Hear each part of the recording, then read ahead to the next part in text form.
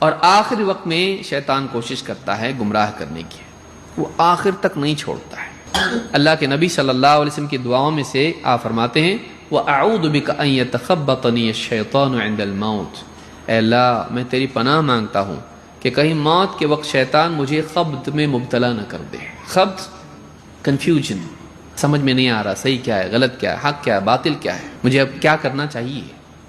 انسان کا ذہن خبط میں مبتلا ہو جائے تو اے اللہ میں تیری پناہ مانگتا ہوں۔ اللہ کے نبی صلی اللہ علیہ وسلم نے ہم کو سکھایا ہے پڑھنا۔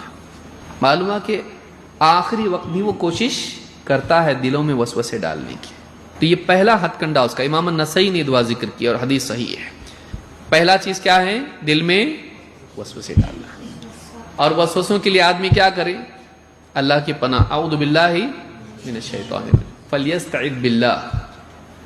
کبھی وہ عقیدے کے باب سے آئے گا، کبھی اخلاق کے باب سے آئے گا، آپس میں لڑا دے گا، جھگڑے پیدا کر دے گا، غصہ دلا دے گا، ایسا کام کرے گا غصے میں آدمی، کبھی بیوی کو طلاق دے دیا، کبھی توڑ پھوڑ کر دیا، کبھی کس کو مار دیا، کبھی کچھ بول دیا ایسا کہ سالوں کے تعلقات خراب ہو گئے۔ غصہ تو غصے میں لائے گا اور غصے میں پھر آدمی بریک فیل ہو جاتا اس کا، کچھ ایسا کروا دے گا جس سے نقصان ہو۔